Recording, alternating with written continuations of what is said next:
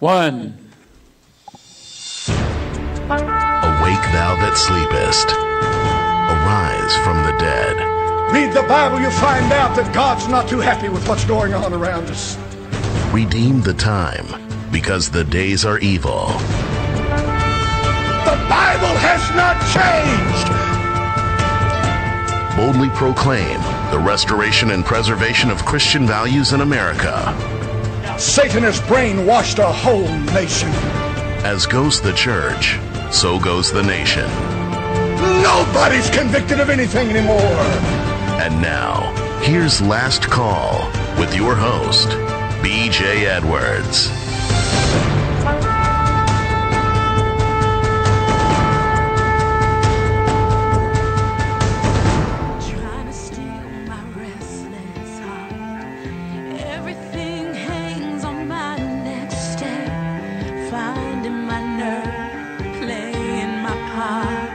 Good morning, brothers and sisters in Christ and fellow earth travelers.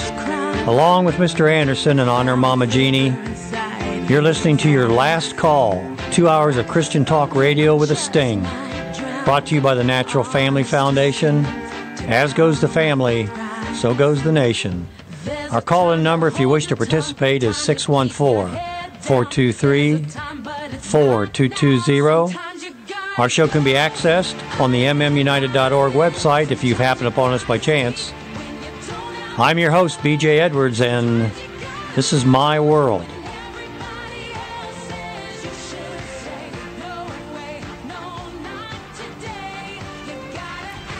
Boy, she could belt out a song. Oh, my goodness. You feel the power behind it. Aretha Franklin. This past Thursday, the Queen of Soul had an appointed date with the King of Kings. And Mr. Anderson, did you know that the King of Rock and Roll died on the same day that the Queen of Soul did? Same date? I was going to mention that, yep. but... Yep. She was born in Memphis. He passed away in Memphis.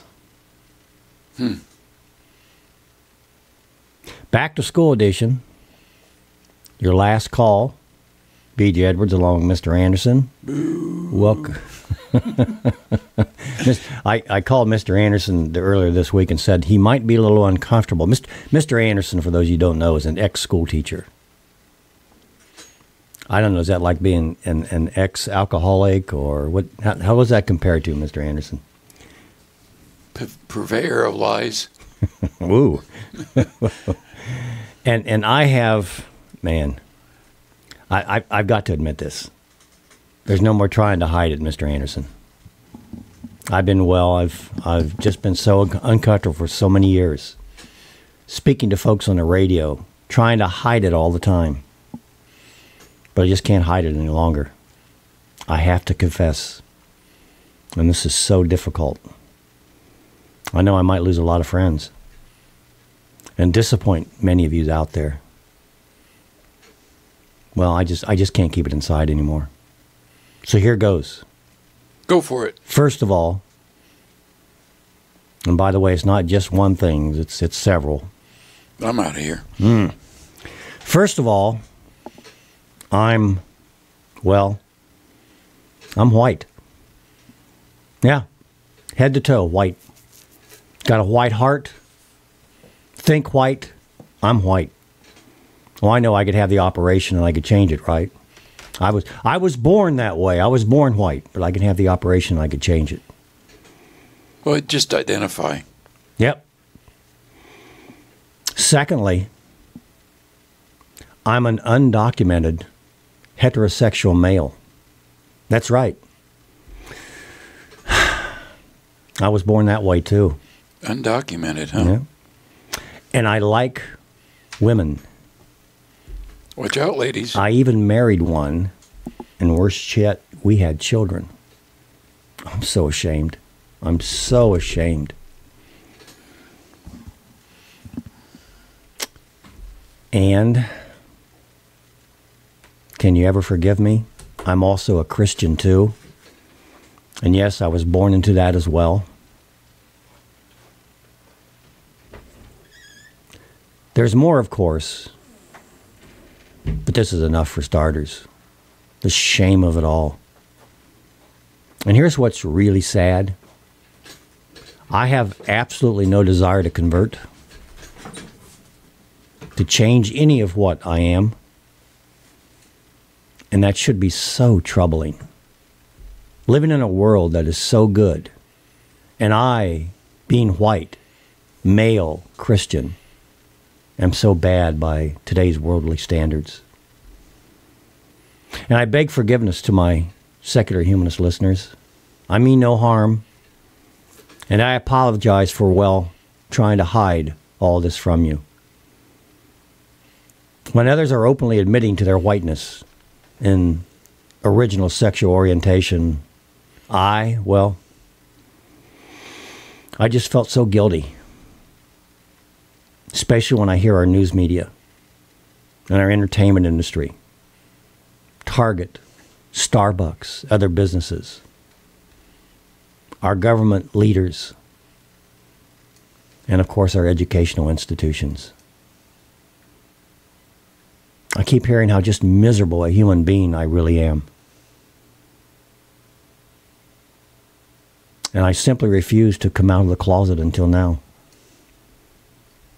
Yes, I remain silent and refuse to help those that discern the badness of my whiteness, my heterosexuality, and my Christianity. What a miserable soul I must be. Even though I was born that way, that's no excuse. I just refuse to reject my natural state. And by doing so, I've made so many others feel out of place, unwanted, harassed, bullied. I even told them the truth about their sexuality, thinking it would not hurt them, but it did. I'm sure there's a special place in the hereafter for people like me. Lord, do with my soul as you will. I had to get that out of my system, Mr. Anderson. I'm just feeling so guilty as I'm listening to the news media today. It does kind of want to bury you, doesn't it? Yeah. For being what you are. But then they try to tell you, be what you are. But only if you be what you are not and calling it what you are. Is that something like, I'm as good as you are, as bad as I am, and as bad as I am, I'm as good as you are? Is that something like that, Mr. Anderson? It can get somewhere like that. Yeah. Speaking of bad and doing something wrong, white people. That's the target du jour these days, white folks. And why is it that white folks are always getting blamed when something goes wrong, especially these days in America? Especially the old Christian baby boomer types. Well, think about this. I think it really does make sense. You see, in order to do something wrong, that's right, you have to be doing something, don't you? And if you don't do anything wrong, or if you don't do anything, how can you be blamed for doing anything wrong? What, do you live under a rock? So, word to the wise, you might want to be more careful to whom you direct your criticism, for you're likely to hear that they are what they are doing is a lot more than what you aren't doing.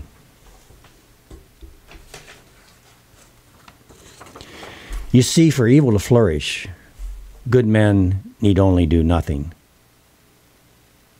And some foolish statement like that,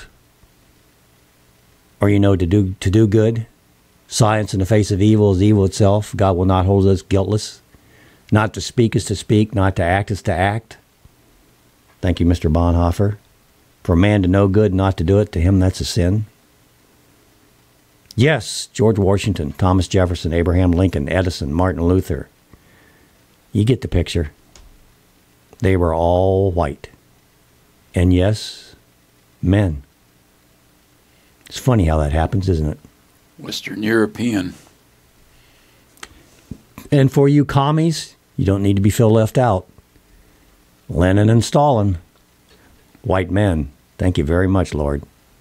So you're in as well. You're in as well. Our good friend, Mason Weaver, I love him. He appears on our show live and in color.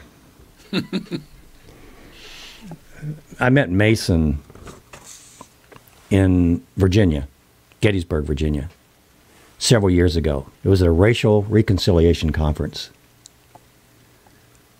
And for the most part, the white folks got up, the white men got up, and apologized for being white men. And oh, how bad they are, and oh, how much we need to repay you. Please, please, please let us repay you. And I'm thinking to myself, that's not how this should work. I didn't do this. They didn't do this. Maybe some of our forefathers, I don't know. But we are where we are. And now is now. And after I heard speaker after speaker after speaker get up and apologize for white America and for slavery. By the way, slavery was ended by whites. Killing, for the most part, other whites. Think about that. The first slave owner in America was a black man. Mm-hmm. Yep. Good businessman. So we're in Gettysburg. And I'm going, I wasn't invited to speak. But if I'd have gotten up and to speak, I would have said, look, the Bible clearly states that in order for you to get into heaven, you're going to have to forgive. How are you ever going to forgive us if we keep apologizing to you and trying to make it up to you, to reconcile what happened? So I'm going, Lord, Lord, why are you giving me this information? Why are you letting me sit here and stumble around with this? And towards the end of the conference, Mason Weaver got up. And Mason Weaver told a story about when he was in the service. He was a Black Panther. He was hate. Get even, get even, get even. And in the service, a white supremacist tried to kill him, almost did kill him. The only thing that kept Mason alive was his hate for this man. He wanted to look this guy in the eye with his hands around his throat and see him take his last breath. That's what Mason Weaver was living for. And admittedly so. But something happened. Something happened to Mason and Mason's spirit that changed all that, turned all that around. And that is Mason learned to forgive. And now if he sees that gentleman, his hands are not going to be around his neck.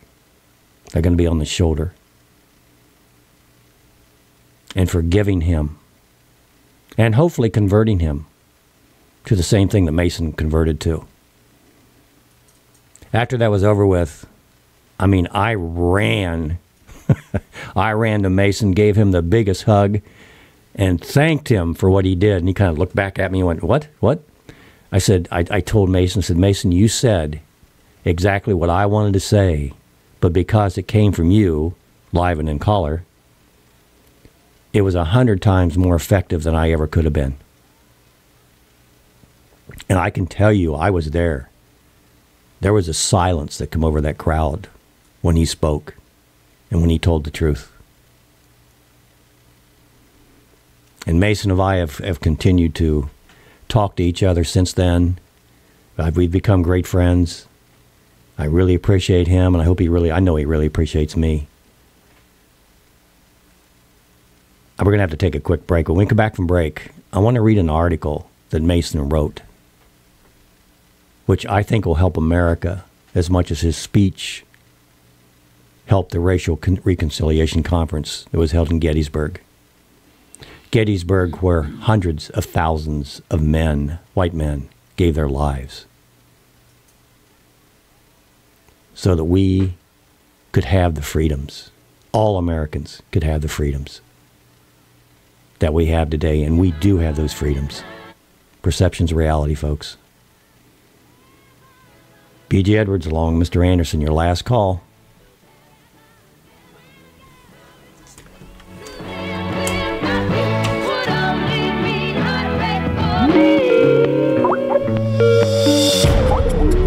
Last call with B.J. Edwards. Real talk about real life on WTVRadio.com.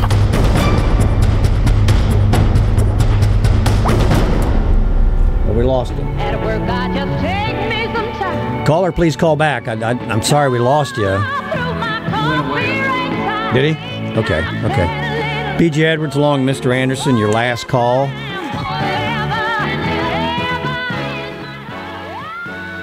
Wow. Incredible voice. Thought I'd play a few of those. Yeah. When did we surrender our culture? 1960. Sooner than that. We recently reported to you on this program that Princeton University was instituting a men's engagement manager.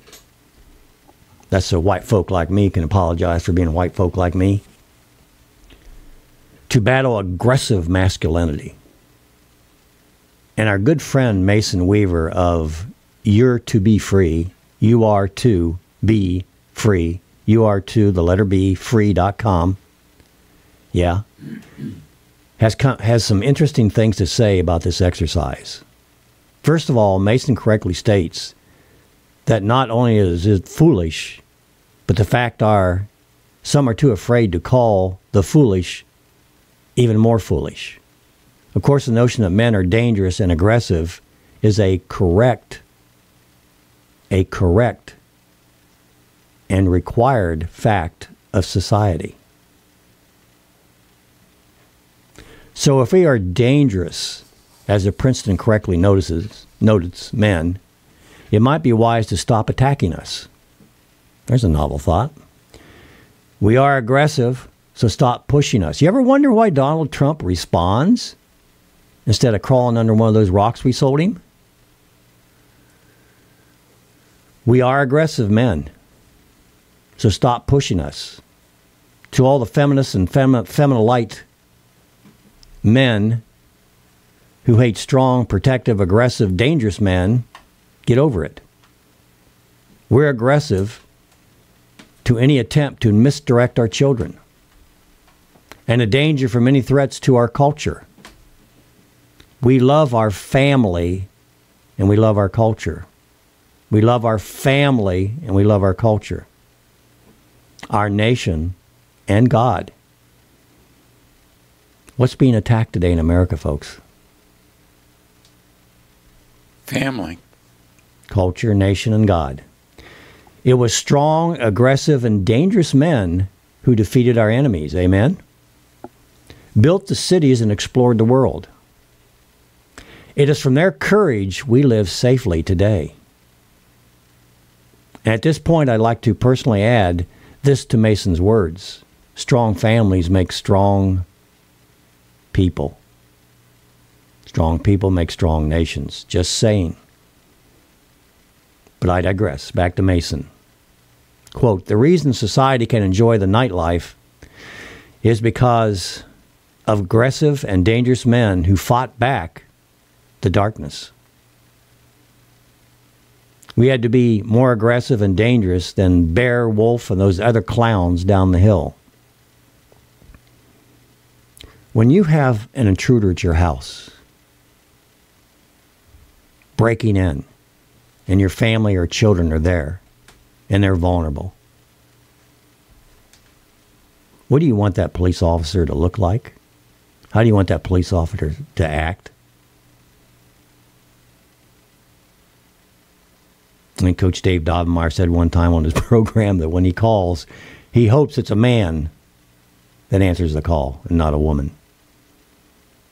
Yes, not all, not all, not all. There are exceptions, but for the most part.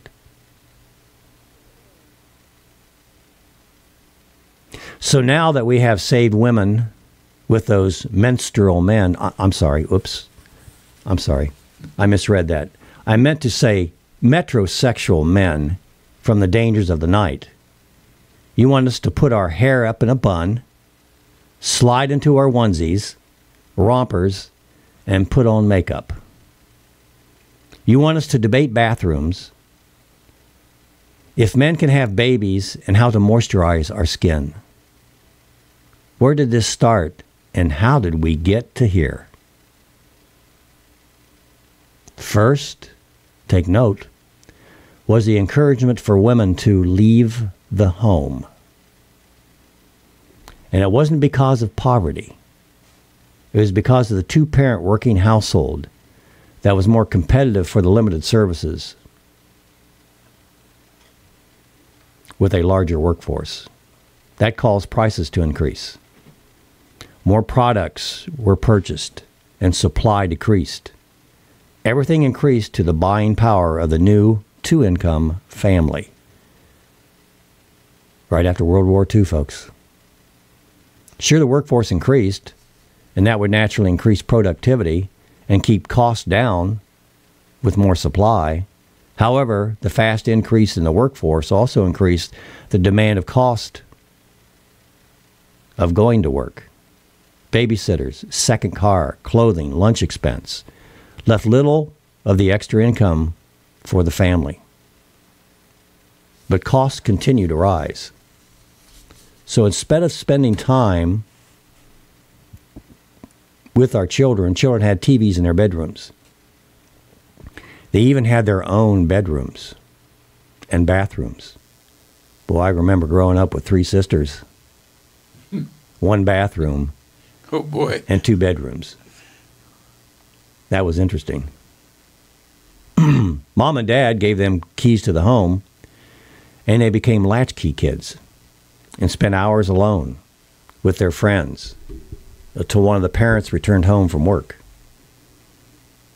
Now the working parents were too tired for homework, play, or just conversation with the children, and depended more and more from outside resources for help. Are you getting the picture here? They remembered the wholesome television shows of their youth. They recalled how caring, patriotic, reliable their teachers were when they attended school.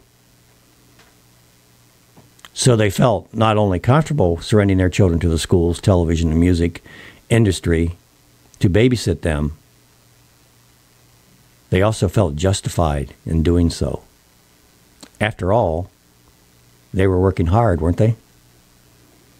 And sacrificing for the good of their children. Not knowing they were sacrificing their children to a dark and sinister hoax. Stuff, material stuff. Keeping up with the Joneses, 2 cars. We then allowed them to convince us God would be offensive to the ungodly. Yeah. So we must eliminate him from public display. 10 Commandments off the wall. God out of the schools. Out of the homes. Many say out of the church. They tell us when we can worship. Where and in what manner? 501c3? That doesn't make any difference, BJ. Sure it doesn't. Sure it doesn't. They have opinions of open display of our Bibles, how we celebrate our holidays, and control even our words and our thoughts. We the people. Used to be, in the beginning, we the Christian people. When and how did that change? I think we're getting a glimpse into that. We then allowed them to convince us God would be offensive to the ungodly. so we must eliminate him from public display.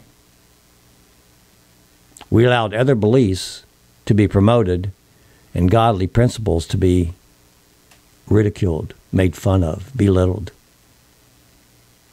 Any of this sound familiar?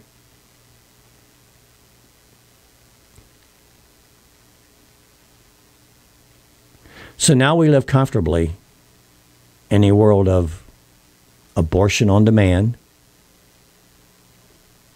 Life has no meaning. Homosexuality, morals are relative. As a civil right, schools teaching the superiority of government. The state is your daddy. And debt is a positive thing. And they've already taken God out of our schools, out of our institutions.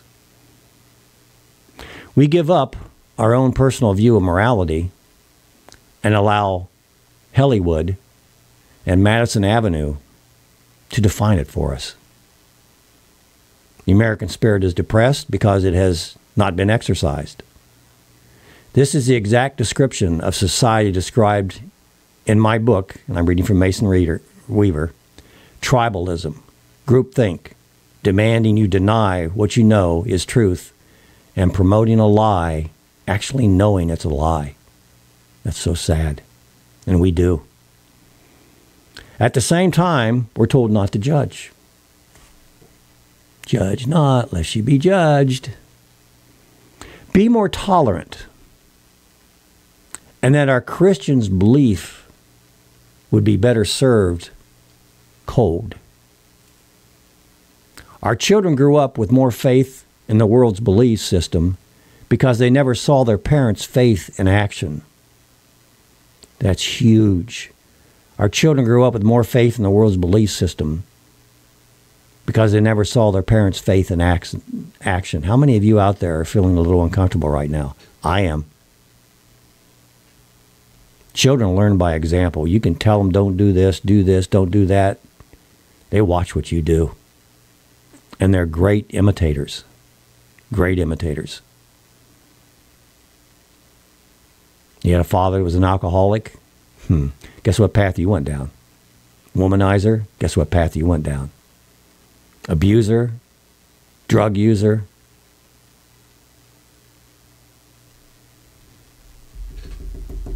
Children are looking for a safe space, not knowing the safest place to be is in the will of God. Since faith without works is dead, we have a dead nation whose beliefs have been masked in a spirit of confusion. We have a nation that is void of faith and ignorant of the will of God.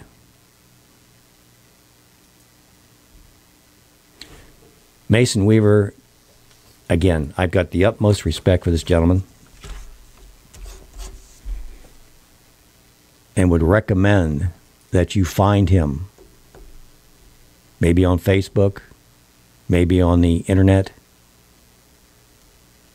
maybe he's out speaking. I'm a believer, and Mason's a believer. Mason has a platform. We have a platform.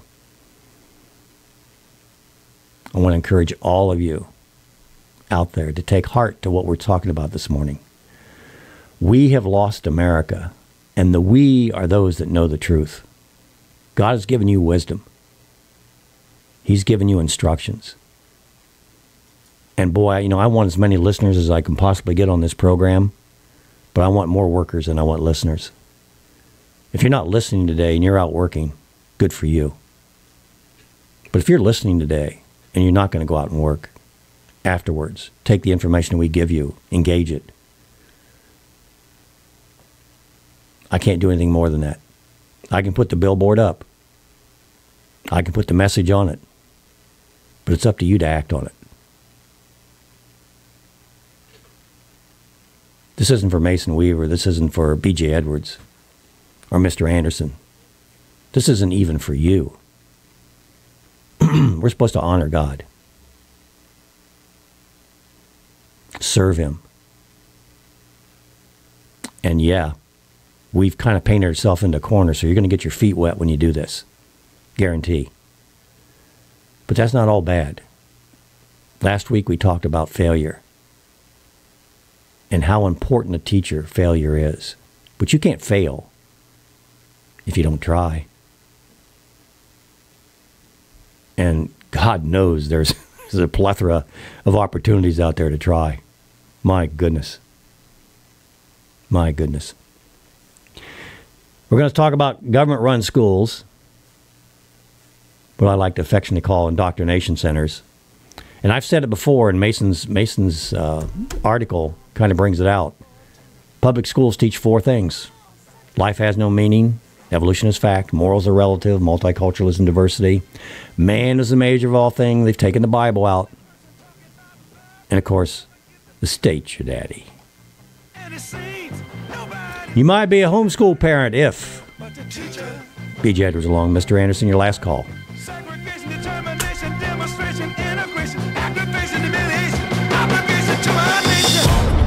Faith, discussion, and so much more. Last Call with B.J. Edwards on WTVOradio.com.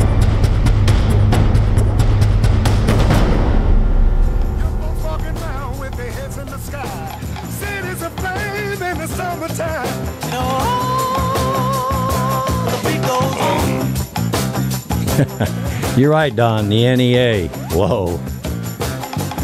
B.J. Edwards along, Mr. Anderson, your last call.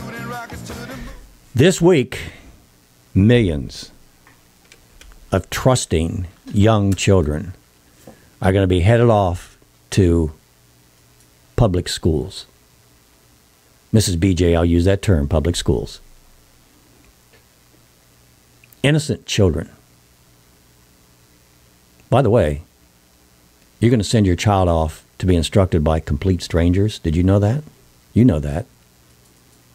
But everybody else does it. They're going to have 12 years of talking to those complete strangers. And when those children come back 12 years later,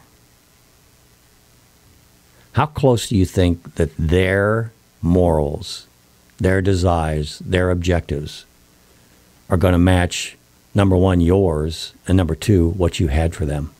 What are the odds? What are the odds? They're not very good. Jeff Foxworthy. I think many of you know Jeff. You might be a redneck if. Well, you might be a homeschool parent if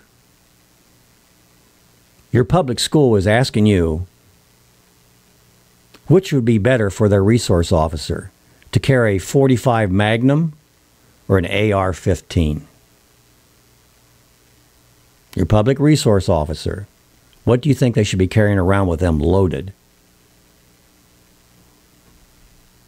A .45 Magnum or an AR-15 in your government-run schools.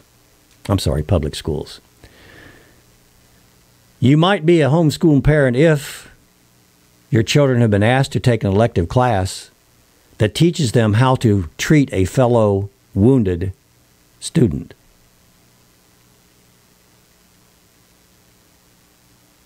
You might be a homeschool parent if your 8-year-old son asked if he could borrow your high heels, scarf, and eyeshadow for a health class project.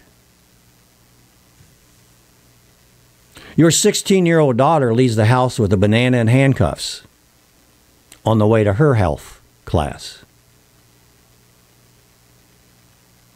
You might be a homeschool parent if your son's diversity teacher, a trice-divorced, transgender, ex-porn star, requests a meeting with you indicating that your child might be sexually challenged. And speaking of your daughter, it seems that the head football coach has been nice enough to bring your daughter home after her cheerleading practice. Sometimes, it's usually after dark, but at least she's with a responsible adult, and besides, he was once married to the diversity teacher. You might be a homeschool parent if your child comes home from the first day of school wondering whether it makes a difference which restroom they use, the boys or the girls. Or when a Homeland Security officer visits your home as a result of your child's refusal to kneel down during the singing of the national anthem. You might be a homeschool parent if your daughter comes home all excited because she got to shower with members of the opposite sex and starts telling you only why it is okay to do, but why it is even better and healthier than before. You might be a homeschool parent if you find out what your youngest son, who is in elementary school and who you think has been acting a bit strange of late, had the sex change operation without your knowledge. We'll be right with you in a minute. Or consent. Caller. Yeah, hang on, caller. You might be a homeschool parent if any of those apply to your life today. B.J. Edwards, first name caller, and what's your question or comment? Oh, my name is Roger. Hey, Roger. And have listened to the program over the years. And when you got on the school topic, although my kids are out of high school, I dropped one off yesterday at a Christian college, which I hope to continue to have her grow in her faith. But, you know, I used to not want to use the word government schools because I just thought it was too offensive. You know, it was too political. Roger, I had that lecture last night with Mrs. BJ. So go ahead.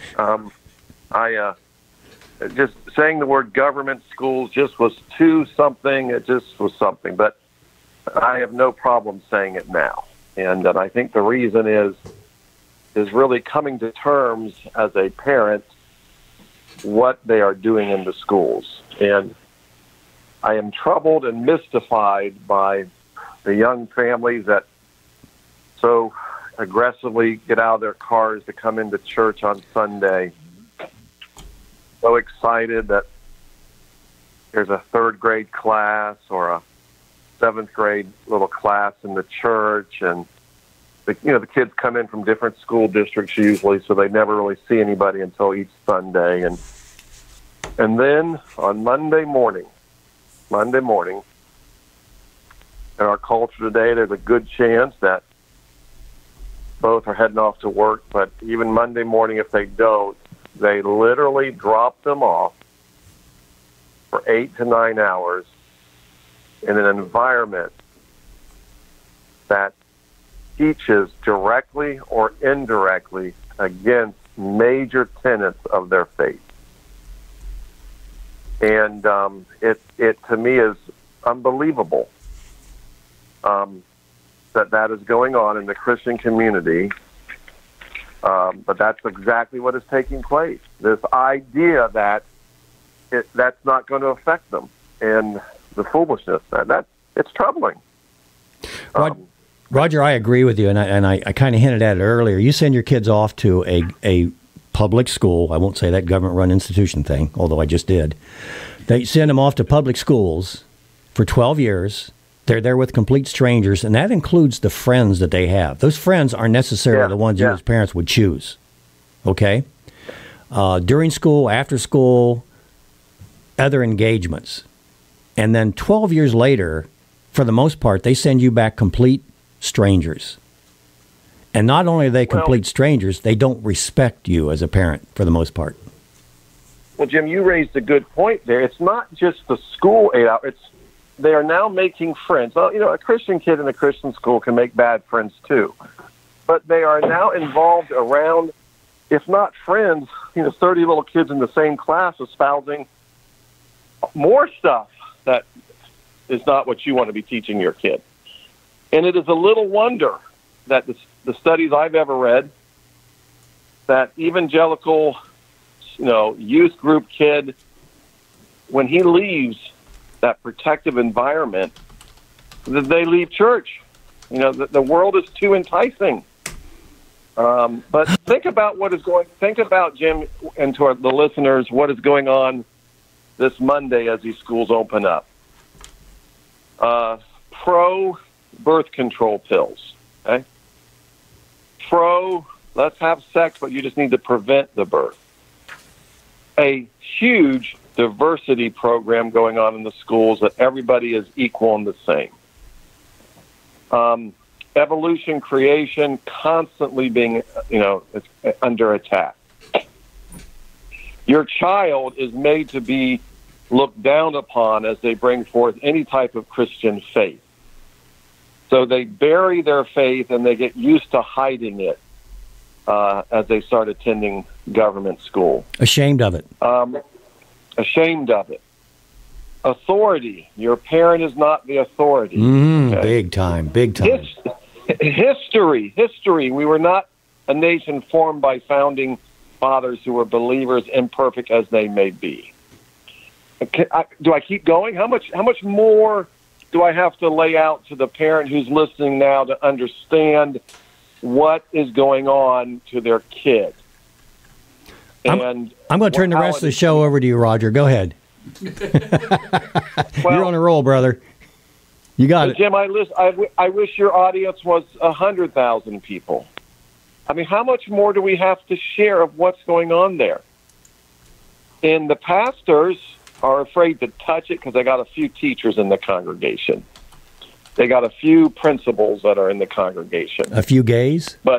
And they're good Bible-believing Christians. Well, if they were that way, they wouldn't be teaching in those institutions other than for a paycheck, because you couldn't. A Bible-believing teacher would struggle daily to be in the public school system. And they do.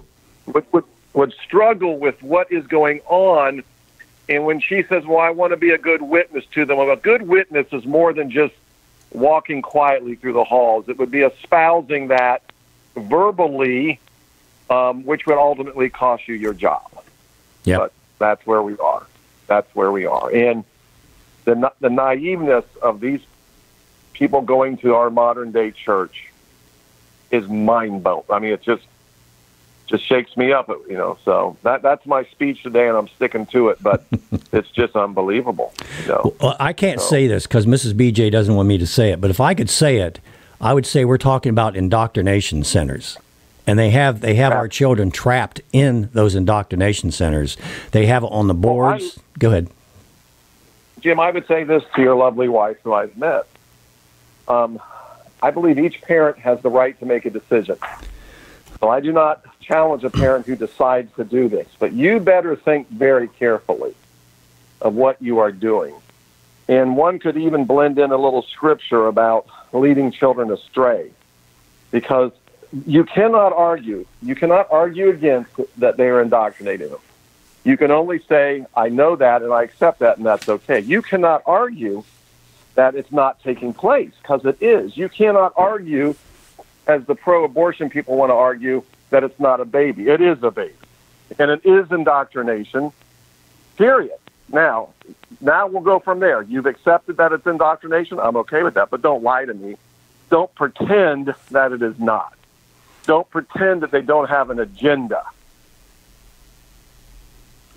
Yeah, I'm going to talk about that agenda after our next break, Roger. But I appreciate your passion. I appreciate your diligence and your observations. I think that they're all very good.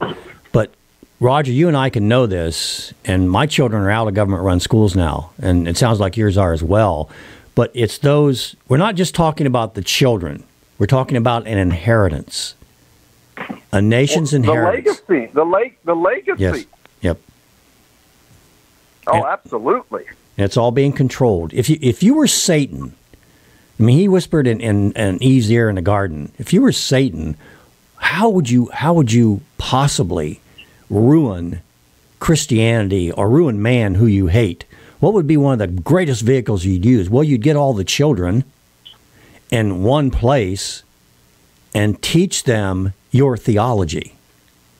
Oh, Jim, and nobody likes talking this way, but that's what Hitler did. Hitler said very clearly, give me the child till about 5 or 6. You can have them after that. I mean, this isn't made up. This isn't something Roger's dreaming up. This is how he taught. That's what he told I'll take the kids to about 5 or 6 in my little indoctrination camps, my little Nazi camps, and you can have them after that because I got them then, and that's what happened. Like that one in New Mexico they just found?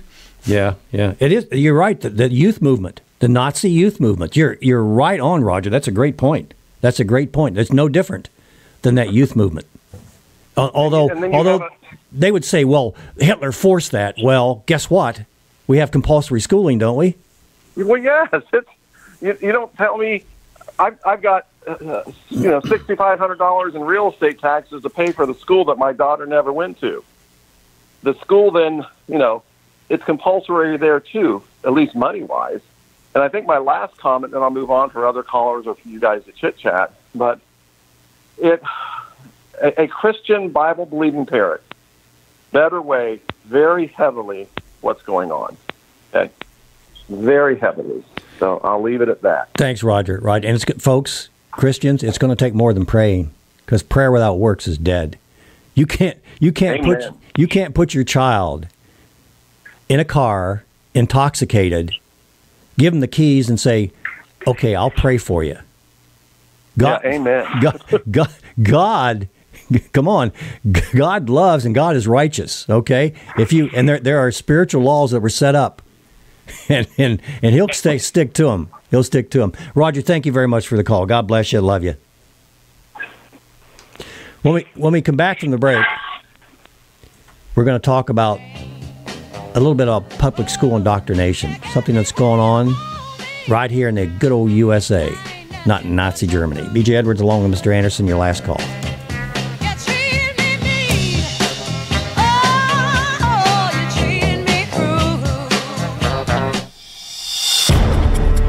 Last call with B.J. Edwards. Real talk about real life on WTVOradio.com.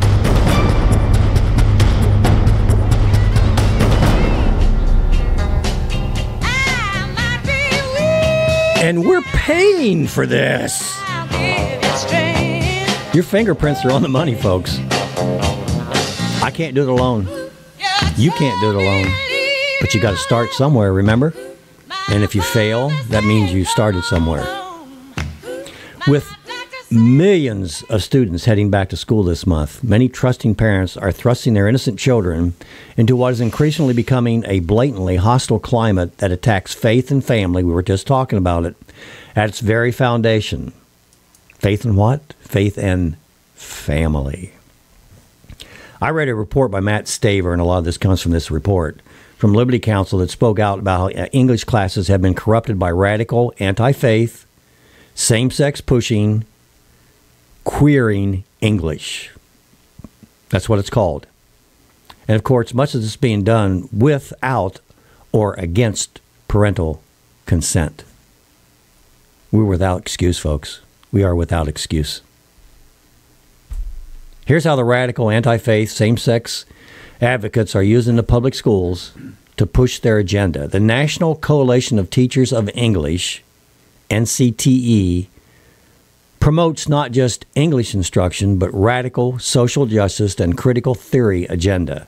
NCTE trains teachers to indoctrinate students with radical theology, radical ideology under the guise of classroom English assignments. Oh, man. And in violation of parental rights. What kind of parental rights do you have when you know you're putting your child in this kind of an environment? At their national convention, the NCTE included a long list of social justice sessions, including a featured session entitled Queering English Studies. Queering English Studies. Navigating politics, policies, and practices.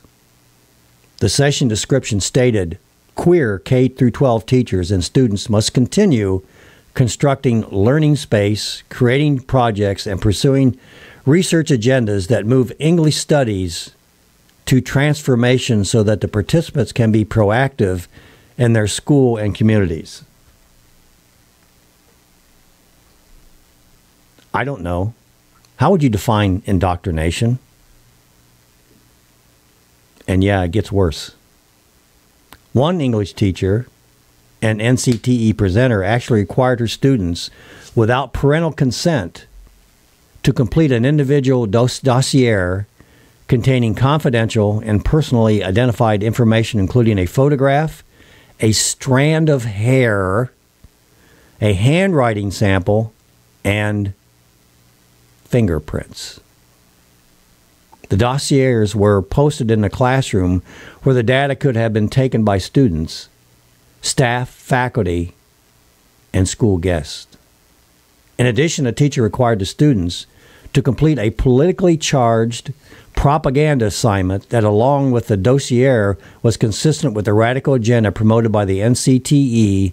And yes, this violates the student privacy. But, oh well, right? Isn't that our response?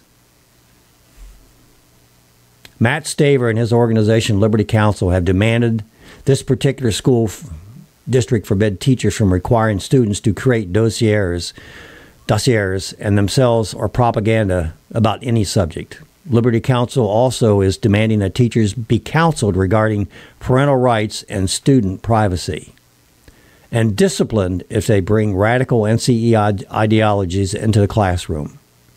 And of course, this is the only example that exists in violations of rights of Christian students, right?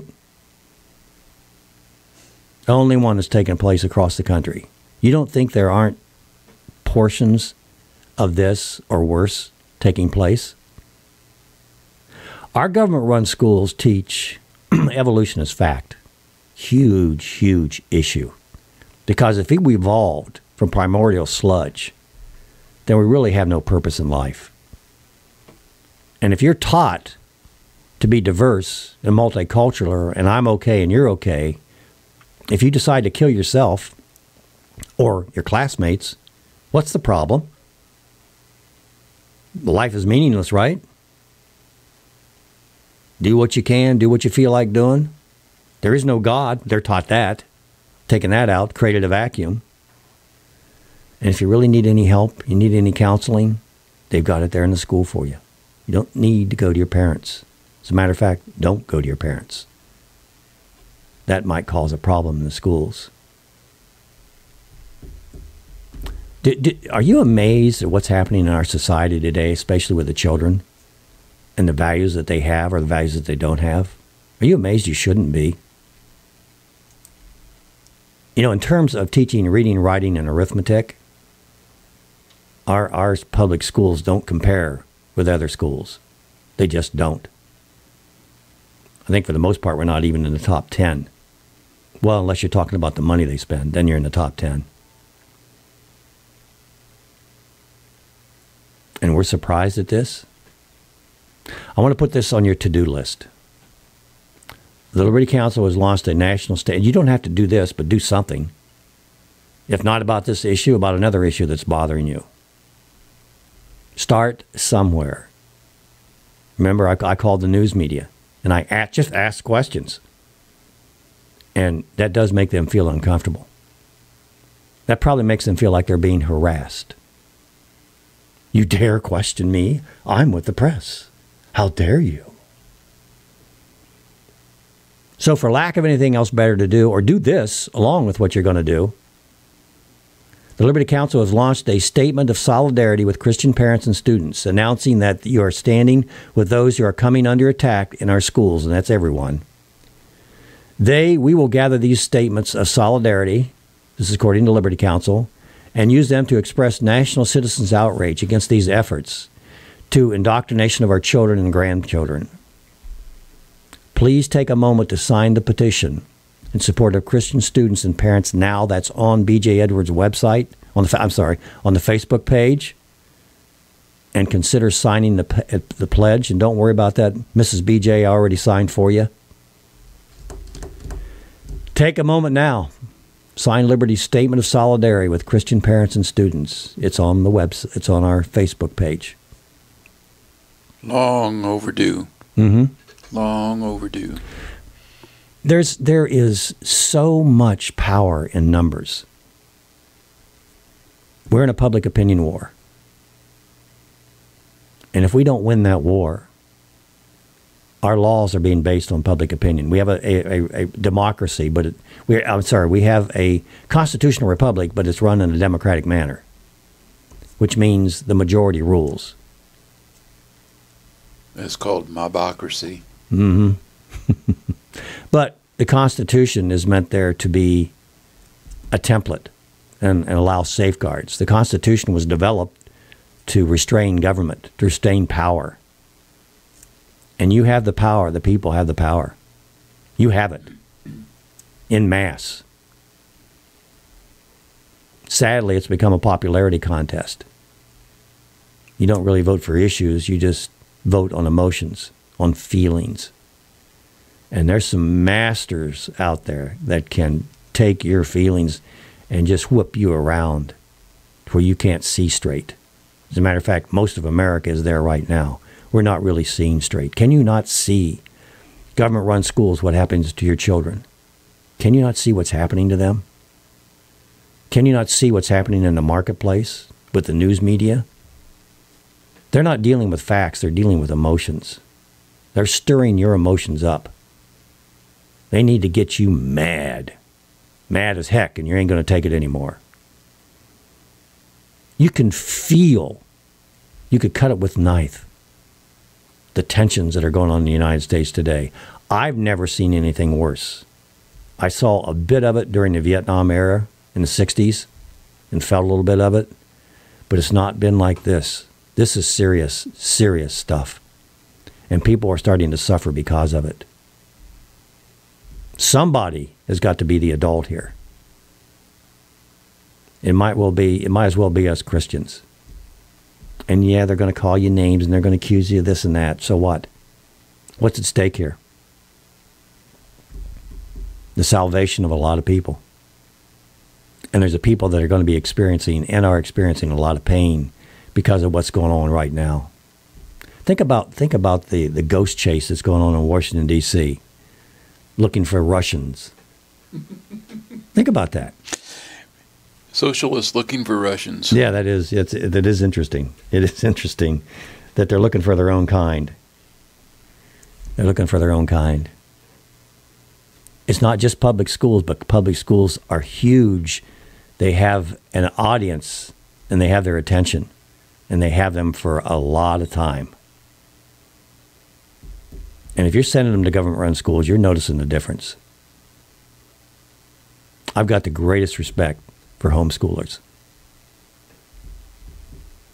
And wish, personally, that I'd gotten more involved in that when my children were growing up. And would encourage all of you to do so. Nothing is impossible. Nothing is impossible. You can do it. And if you're thinking you can't afford to do it, after 12 years of public education, there you go, dear. After 12 years of public education, and then maybe another 4 years of finishing school, how much would you pay? How much would you pay? What kind of a ransom would you pay to get your child back? One that respects you, that loves you. Yeah, you're a little strange, but I love my dad and I love my mom. They're a little weird. I don't understand them. But I believe them, and I believe in them. Instead of believing in the government, in the news media, in the entertainment industry. They've become our parents. They've become the parents of our children. And a good bit of this starts in the government-run schools. I'm sorry. In public education. I'm going to have to wash my mouth out when I'm done here today, aren't I, Mr. Anderson? Well, it all depends. It is a government-run school. Yeah. There was a time that it was local. You had a local school board. The teachers lived in the district. The parents knew the teachers. They knew the principal. They knew the principles that were being taught, at least in general. This is not by design, but I do see it happen. I see public schools helping children to find their faults and their bad behaviors and develop them to the fullest. Yeah. That's man. That's man. I've got 59 up here. Do I do it 60-0, or you let me know, Mr. Anderson? Or you just play the song and then we'll have it. You'll hear the tune. Okay.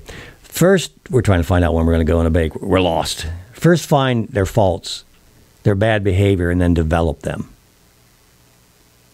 Now, I don't know whether this is on purpose. I'm not necessarily saying a lot of teachers are doing this on purpose, but it seems to happen naturally. There's that word again. In our in our public schools. Oh. Anyway, well, no, we're going to talk a little bit more about government-run schools when we come back from break. About the social engineering, especially when it comes to sex. P.J. Edwards, along with Mr. Anderson, your last call. Baby, you dropped the bomb on me. But you turned me on. You dropped the bomb on me. Baby, you dropped the bomb on me. Keeping you informed. This is Last Call with B.J. Edwards.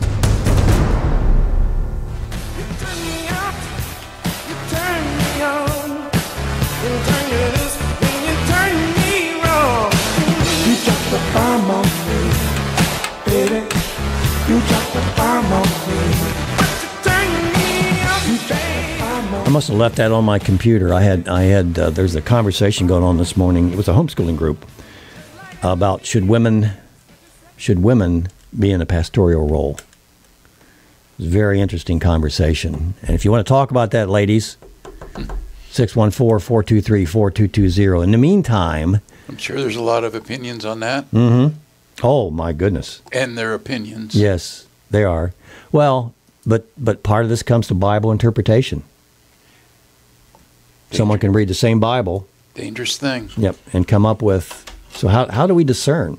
Or I guess we do discern, don't we? The North Kansas City School... By the way, President Trump... I'm not going to get all... I'll get to the schools, but President Trump, what's going on with him? I hear a lot of complaints, but I'm seeing a lot of good things happen. Neil Gorsuch, by the way, was a great Supreme Court justice. Stock market all-time high, consumer confidence 17-year high, more than 2 million jobs created, mortgage applications to a 7-year high, unemployment rate 17-year low, women in Entrepreneur Act, gutted Obamacare. These are all good things. All good things. Responded to Syria with the bombings, renegotiating NAFTA, DOJ targeting MS-13, his stance on immigration, his stance on protecting our borders. You have a door on your house, don't you? You leave that fence around my yard, too. You leave that door open? I don't think so. Only if my dog's there.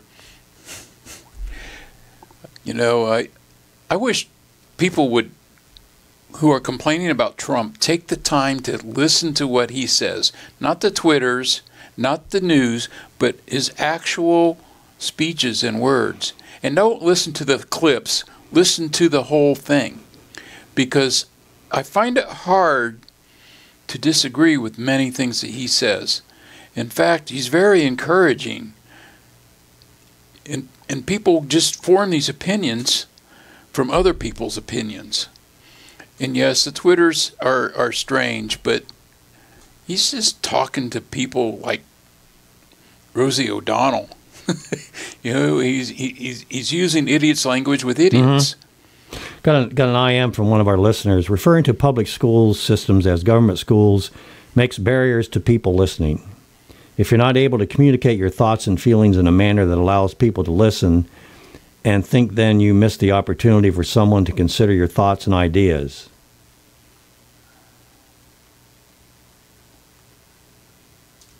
Just a thought from one of our listeners.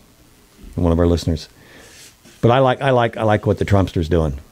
I like what he's doing. I think I get the most enjoyment out of how he aggravates the news media. I can see the hair raise up on the back of their neck once he starts talking. I love that. I absolutely love that. They deserve a Donald Trump. Let me put it that way. They deserve a Donald Trump. And actually, we talked last week a little bit about this too. We as Americans deserve Donald Trump as well. Don't be too critical of that finger of yours. The North Kansas City School District, back to public schools, is going fully gender neutral as 2 new elementary schools opening on Wednesday of this week, as well as a few renovated restrooms in North Kansas City School and the 6th grade centers. No more separate restrooms for boys and girls with rows of feet showing stalls. The bathrooms will have an open alcove area with a common sink, but the toilets are enclosed inside the individual stalls with floor-to-ceiling walls and lockable doors. A single sign on the wall outside displays both the male and the female symbols. So I guess there really isn't that much difference, Mr. Anderson, is there? Well, I suppose. North Kansas City first tried the gender-neutral design when it opened its Northland Innovation Center for gifted students in 2016. That was 1 year after the district's 4 high schools, Oak Park, made national headlines when it became one of the first in the country to crown a transgender student at the homecoming queen. Again, no difference. We had such positive feedbacks from students, teachers, and parents, said Rochelle Daniels, Executive Director of Organization Development for the districts. Since then, we have decided to replicate the concept in any new construction. That included the newly built Rising Hill Elementary. I think it's great, said Melanie Austin, whose daughter will be a first grader at the district's Crestview Elementary and is gifted class once a week at the Innovation Center. We've got to have a special place for these gifted students, don't we?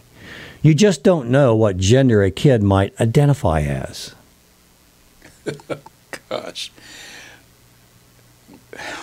Where do people get these ideas? Where's CPS when you need them? Child Protective Services. This helps everyone to feel comfortable and accepted. For how long? Till somebody finds the truth out. Students said they like these restrooms better because they are more private. In addition, she said teachers can better monitor students because they can stand in the common area while the bathrooms are in use. Before, a male teacher could supervise girls in the bathroom, but she could not walk into the boys' bathroom. Well, good for you. The district does not. Why? Why would you be concerned about a woman walking into a boys' bathroom? What does it matter with North Kansas City schools? Do they really think it's wrong to do that? I mean, you have a teacher that may want to get in touch with her male feelings, and you're going to deny her the bathroom, the boys' bathroom? We'll have to change that. Meanwhile, the district does not have a policy that speaks to transgender and gender-neutral restrooms, but we do have a policy about non-discrimination, Daniel said. The restrooms become a point where we can provide that for all students. The design was a decision based on privacy, safety, and security of all students. I don't want you to get me wrong here. I kind of like the new design, to be honest with you. It does give you more privacy. But the reason we're doing this and the message it might send is a concern. People are used to seeing a certain type of bathroom in schools. Duh. And this is really different. And it's a tough issue. No, it isn't. But you got to think forward a little bit. We believe they improve safety. I do believe it's gaining momentum. I'm sure it is. And for the record, gender-neutral restrooms are not forced by federal or even state law, but rather as a decision of individual districts. Go ahead, Mr. Anderson. Well, I listened to a video last night of a woman that graduated Kansas City schools. Interesting that came up. Mm-hmm. And she was vehemently opposed to the Kansas City schools. This was a gifted student who graduated was in a senior class at the age of 15. Whoa. But when she was approached, well, I didn't save the recording because there was a lot of language in it. I didn't think we could play on the air, but I just she was so poorly treated by some teachers, and it was over sexual issues, encouraging her to misbehavior in that area, that she dropped out and went and got her GED instead. Whoa. To go on to college. Wow. I mean, this is a gifted student. Yes, they are. and in more ways than one. And you know, she's the type of the student that the school would want to keep. Make them look good. Oh, absolutely. Mm-hmm. But on the contrary, the school system just drove her right out of there. And anyway, I thought I'd share that little tidbit. Kansas City student, I don't know how long ago, not too long ago. Well, no, not likely, because this didn't happen until recently. 614-423-4220. Love to hear from you. I still have Roger there. Why don't you go ahead and take care of that? I thought I heard some noise in the background. During the administration of President Barack Obama, the U.S. Department of Education issued guidelines to public schools saying students should be allowed to use restrooms consistent with their gender identity, not necessarily the gender on their birth certificates. Many area districts, including Kansas City Public Schools, began offering 1 or 2 single-stall bathrooms for students to use. Last year, U.S. Secretary of Education Betsy DeVos rescinded that guideline. The Americans with Disability Acts does not directly protect transgender people from discrimination, but does consider gender dysphoria, a disability, and protects people with disabilities from discrimination. Gender dysphoria is the distress a person feels when a biological gender does not match the gender they identify with. The Missouri Human Rights Act does not protect against gender identity discrimination. Well, we've come a long way, baby. This year in Missouri, Non-Discriminating Act bill was passed out of the House committee but never made it to the vote by the full chamber. Opponents cited privacy concerns for not allowing transgender people to use restrooms of their choice. But at the time, Missouri LGBT advocate Seth Perkins said, "Safety and privacy is important to us all, including places like restrooms and locker rooms." Advocates of the new school bathroom design say perhaps the new changes would make the whole restroom debate moot. Yes and no. And it might. But again, that's not the point, folks. There's a difference between boys and girls. I noticed that in school. I did too. Yeah. I saw that something was different. And yeah, and something was different. And you know there's a difference between right and wrong? There is. And once again, we are diving headlong into assuring that these lines remained blurred between men and women, between right and wrong. It remains to be seen what happens here, but the intent is what I question. What are we really trying to accomplish here? I think, it's how I look at things, that it goes into breaking up of those foundations and basically those 3 critical institutions that God established in the beginning. That's the family, that's the church, and that's government. The family, as I've grown to know, is critical in that process. Think about the Bible, how much it talks about the family. Think about it. You and I were talking about a gentleman the other day, Mr. Anderson, that was talking about the book of Samuel. Yes. And was talking about the 4 families that talked about there. But go to Chronicles. Go to Ephesians. Not only talks about family, but it lays out a structure and an order, which is as important as the family. Without that order, there's disorder. Yep. Simple as that. Well, actually, I want to talk a little bit more about the family and the structure and the order and 3 critical aspects of it. And ladies, if you want to talk about lady preachers, 614-423-4220, we'll talk about that as well and how the Bible looks at that. I might even swerve into it a little bit in my next conversation. When we come back from the break, we're going to build a race car.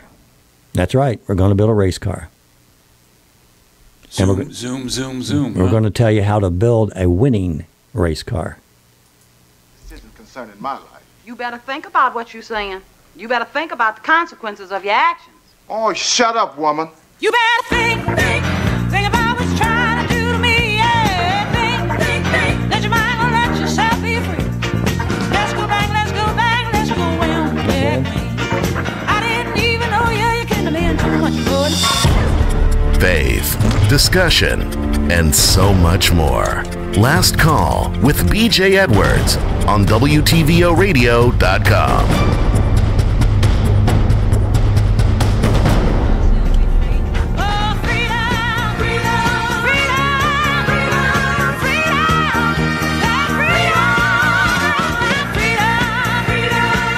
What are you feeling like today, Mr. Anderson? Are you feeling like a man? Or are you feeling like a woman? Huh? I'm feeling all man today. Are you? Yes, sir. Okay, good for you. Yeah. Good for you. Back to school edition. Want to hit something. Last call. We've been talking a lot about public schools. Going to get into the family discussion. Second hour is family hour, by the way. Always try to make it the family hour. The family hour. Yep. When you build a race car, you have to have all the correct parts, right? Wheels, carburetor. Tires. Yep. You got to have all the correct parts. Exhaust system. Not too many, because there's a weight issue, but you got to have just enough. So you have to have the right components for the race car. Now, when you have the race car, you have to put it together. You have to structure the car, don't you? Well, if it came in a kit, yeah. You want the steering wheel up front with you and not in the trunk, right? That helps. And the spare tire, not in the engine, but in where the trunk is. Yeah, I'm wearing a spare tire. Right. Seats in a proper place, odometers, etc. Everything has to be in order. Has to be structured properly. You can have the right parts, but if you don't have it structured, it doesn't really make any difference. And the other thing you have to have is a driver. Because if you put the parts together in the correct structure, but you don't have the correct driver, then you're liable to drive that car off a cliff thinking it'll fly and it won't. Thump. Or you think it's going to float, splash, but it doesn't float. 3 key ingredients. And when you talk about the natural family, you have 3 key ingredients. You've got the components. You've got one man, blue, one woman, pink, lifelong, committed, monogamous relationship. Committed, monogamous relationship with their biological and or adopted children. Those are the components. But the structure, as they found out in Rome and Greece and other nations, is important as well. You have to have an order, and that order can't be just for today or just for 100 years from now or match what was there 100 years ago. It's got to be consistent throughout the race. From the beginning to the end, it's got to be consistent. The structure as works best. And by the way, this is the structure that got us from Adam and Eve, or wherever you want to say they started from. But they're coming to the realization that there was one man and one woman. Evolutionist, alien theory, and of course creation. To be able to get from point A to 7.6 billion people where we are today, where man's foot has been almost all through the earth. To do that, that structure had to remain intact, and the parts had to remain there. And the public, which is the driver, has to recognize the importance of the parts and the structure, and that they can't fly with it, and they can't float it on water. That all has to be there to make it work. The structure is God, Jesus Christ, man, woman, children. What happened in Rome and Greece? They may have started out with a pretty good looking structure and with the right parts. But as man entered into the picture, man's pride entered into the picture, what we ended up with was not a vertical structure, but a horizontal structure. God, man, woman, children, government, in today's world, news media, entertainment industry, businesses, educational institutions, all became equal. That is a recipe for not a family. That's a recipe for disaster. It invites anarchy. Think about it. History shows us. How about going to our prison systems? Take a look at them. Ask them about their family life. You're going to notice a commonality. That's basically there was no family life.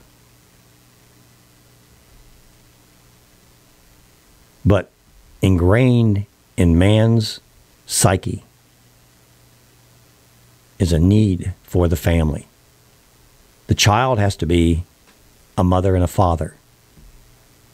Again, blue, I guess pink and blue respectively here, they know the difference.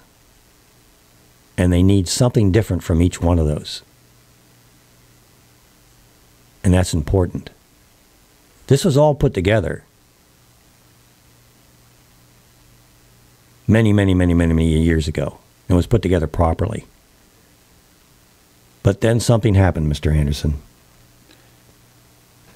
Uh-oh. Man started thinking. You started thinking? Yeah. Well, maybe more with emotions than wisdom. Emotions will get you in trouble. Yeah, they'll betray you. They'll betray you.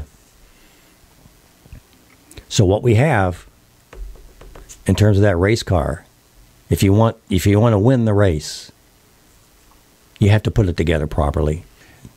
So the paint job became more important than the carburetor. That's a good point. That's a good point. Yeah. Car won't run. We're going to paint a different color, put a different number on it, and sell it to you. And you're going to get in it, and they're going to have it down. They're going to have it pointed downhill, so when you get in it, it looks like it's going to run. Soapbox derby. Yeah.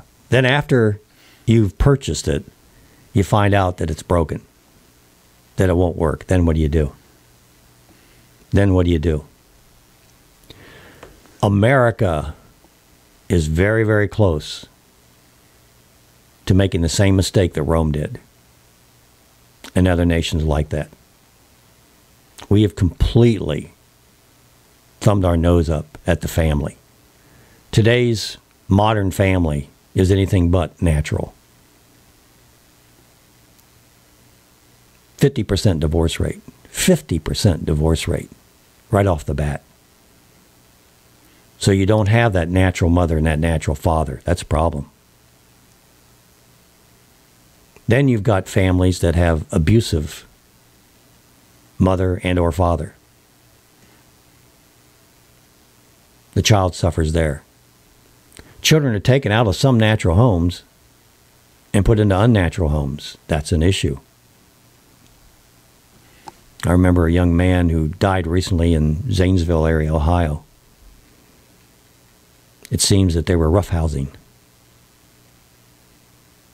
his two male parents. And he had some very unusual markings. Well, an uncomfortable place to talk about. That's when that exhaust system on the race car is abused. Or pornography. Oh, man. That breaks up a lot of marriages. It almost changes a man's DNA as far as I'm concerned. The more you watch it, I'm sure the more it does. All these issues are meant to attack the natural family. It's no longer taking a bite out of the apple. Satan has a lot more tricks in his bag.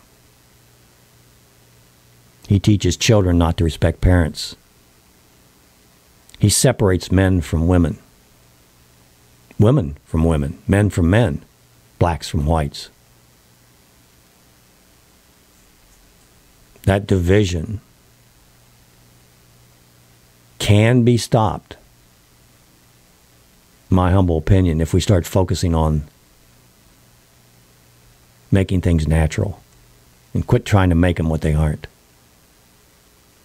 You can't fly that car. You can't float that car. Did I mention abortion? Killing your inheritance?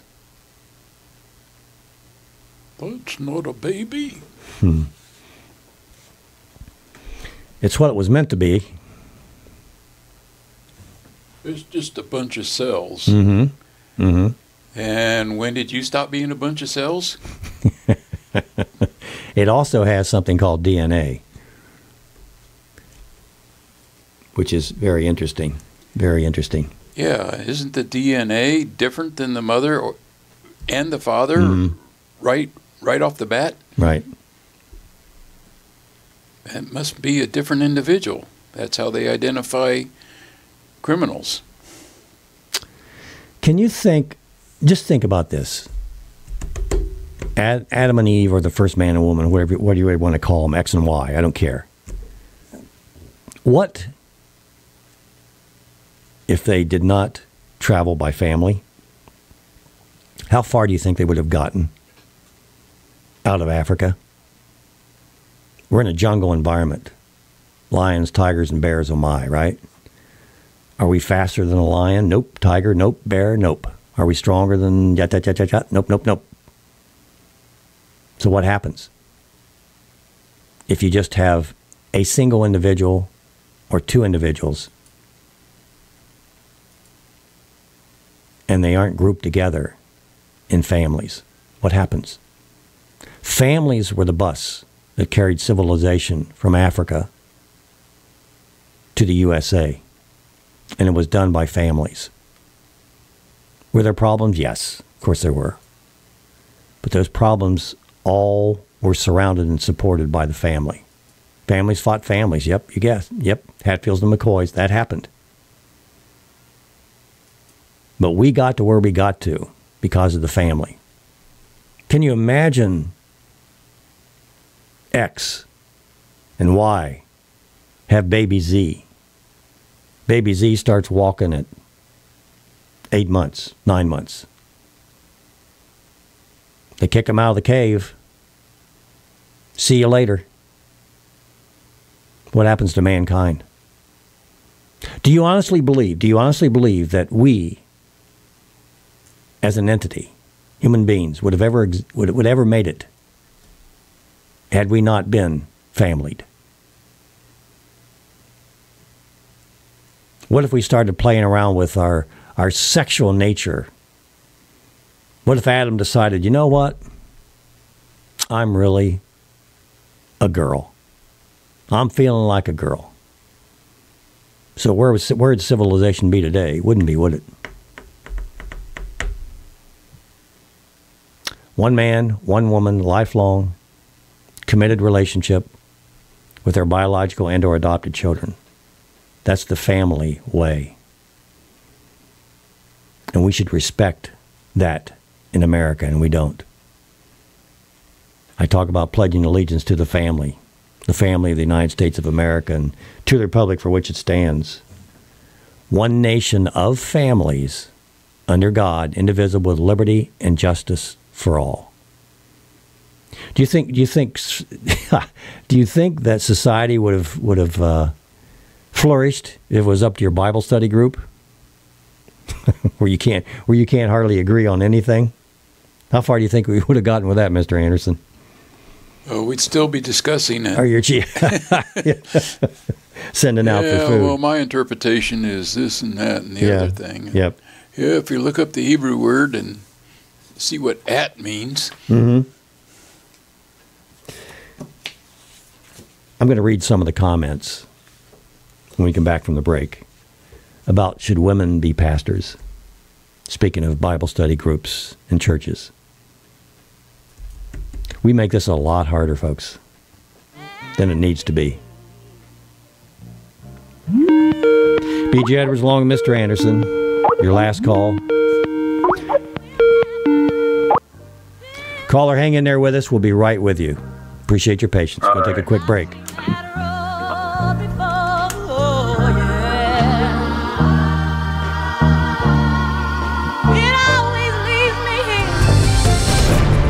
Keeping you informed. This is Last Call with B.J. Edwards. B.J. Edwards along Mr. Anderson, your last call. The family. The schools. Choice. B.J. Edwards along Mr. Anderson, your last call. We have a caller on the line. Caller, your question or comment, please. Seems they went away. I don't know. It seems they went away. I don't know why. Huh. All right. Wasn't anything I did, honestly. Yeah. No, I didn't do it. You getting tired, Mr. Anderson? Well, you only have 30 more minutes, brother. No, I enjoy callers. I like to hear the outside world respond to our craziness. Should women be pastors? No. What does the Bible specifically state about the family unit and how Christ is the head over all of it? It's a good question. Women pastors are unbiblical. Or how about this? It's from Patty. I think it's fine. God uses any vessel that is willing. Even some unwilling vessels. Mm-hmm. I'm a man and I'm willing to be a woman. What in heaven's name was that? I do not know where that came from.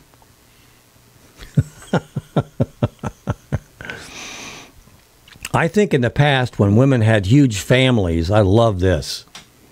It was not practical, but now a woman can choose family size. So it is practical.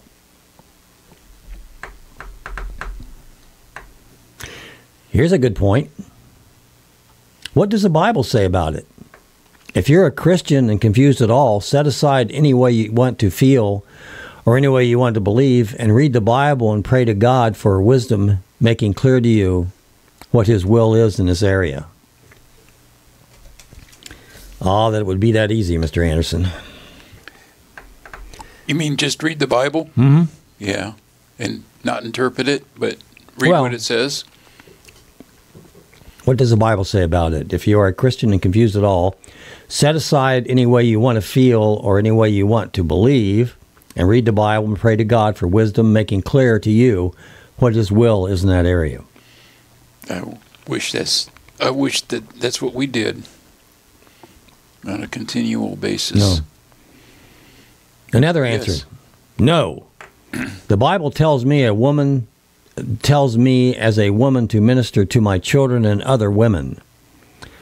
Man was made for God's glory and women were made for man's glory. Oh boy, you're going to get in trouble.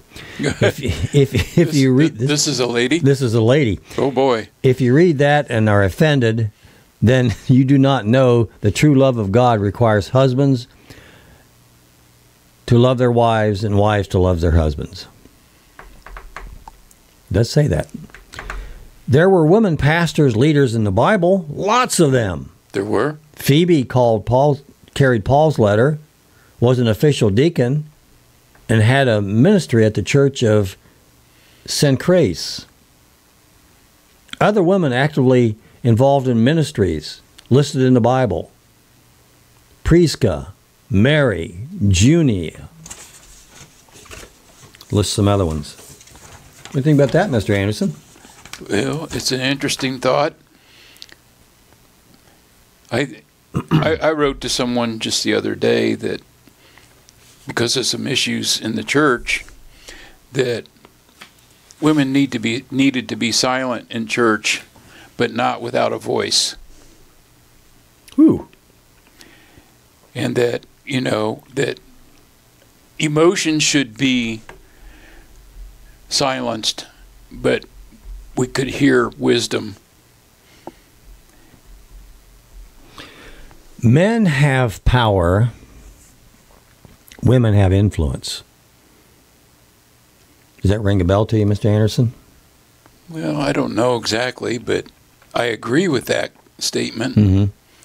And I think, too, that women have a lot to offer. And the Bible says, well, if you have a question in the church, go home and talk. This is for married women. I don't know what single women, how they would fit into this, but go home and talk about it. Ask your husband. Then the husband, if he hears his wife and uses her wisdom, can bring that and challenge the church.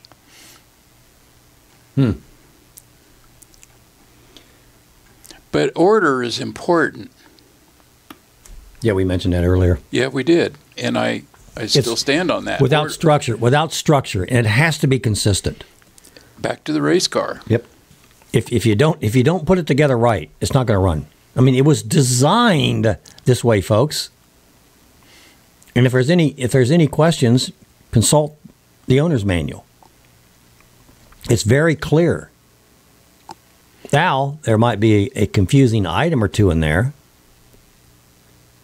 What is it, Ruth or no? It wasn't Ruth. There was a lady in the prophets. Can't think of her name right now. Deborah. There, I lied, didn't I? I can't think of her name. Well, and there again, so you mentioned someone earlier who said, "Well, a willing vessel." Mm-hmm. Well, Deborah was a willing vessel, and there was no men at that time. Mm-hmm. And certainly, when men won't stand up, God will bring who He can find. And in the long run of that story, it was clear that what Deborah was doing was an insult to the men. Even though it was the right thing, it was insulting that the men didn't stand up. And I think we're seeing some of that today. Uh-huh. Yep. There's a lady, and I'm not going to mention her name, that appears on a talk radio show who is not heterosexual. But she brings some wisdom to the table that is incredible and presents it in a very edible manner. And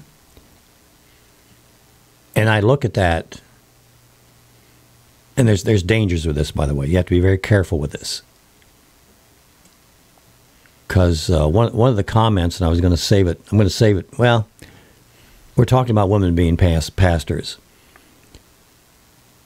And one of the comments was, if God can speak through a donkey, He can easily speak through a woman.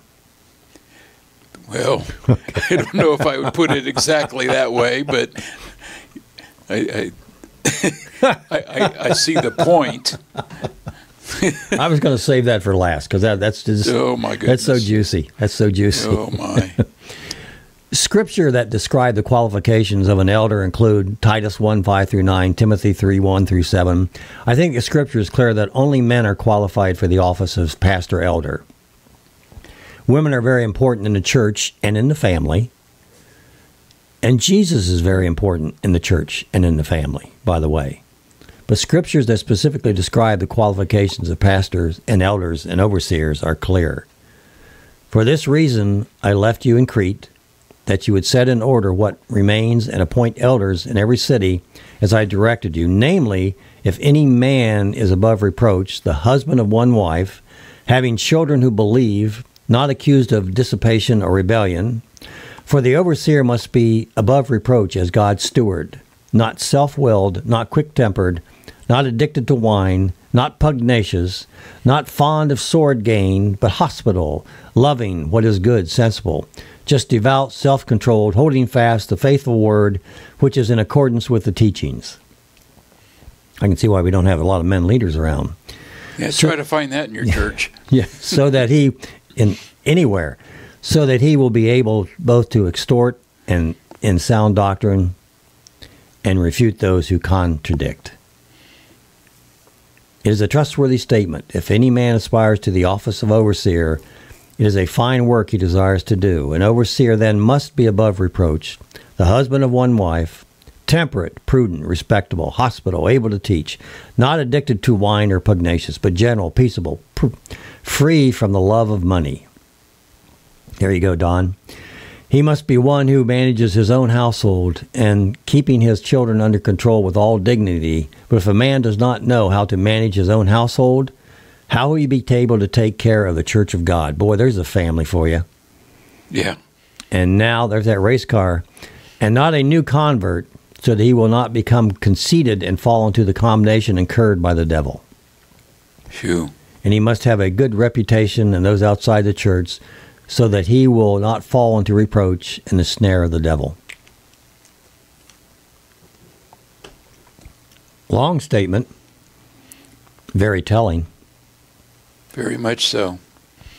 And it even, I even question, what is the true role of a pastor in the church? Mm-hmm. I'm not really sure that we follow that example very well. Well, that brings up a question. Ephesians 5. Here's the order.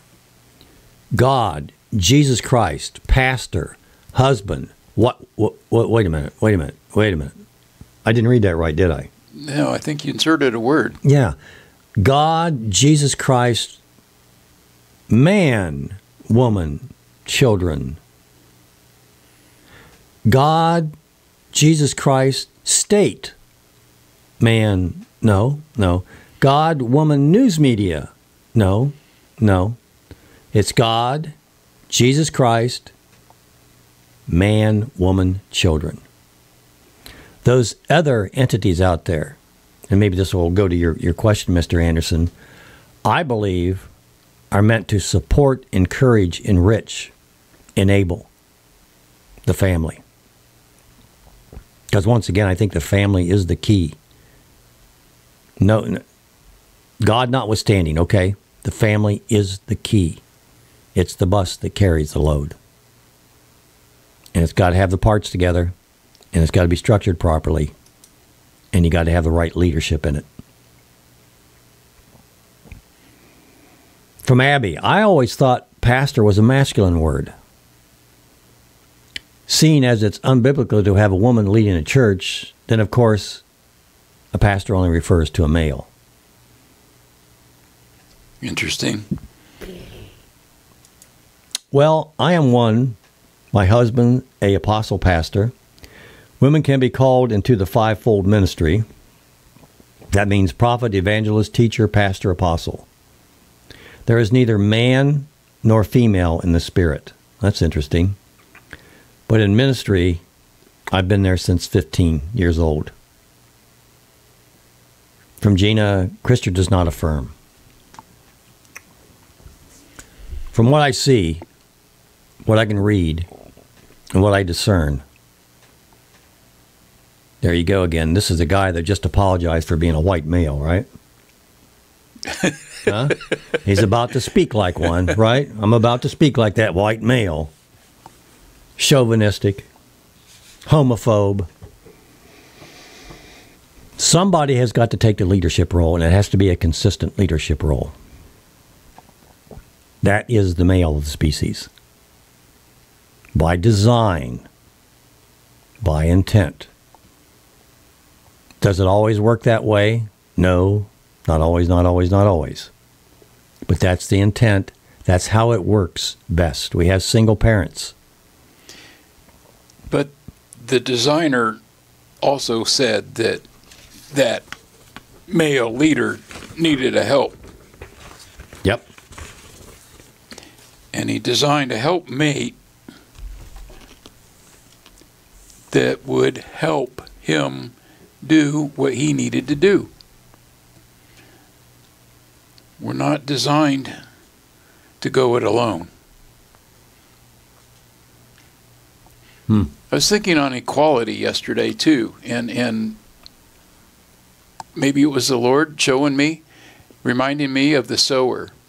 I don't know how many different ways that this parable could be used in illustrations, but God is not a God of equality. And he showed me by the sower. He said, well, some seed lands on dry earth, nothing happens. Some seed falls in the cracks and gets a little bit of water, and it grows, and then it perishes. And then there's other seed that finds good soil and the right amount of water and flourishes.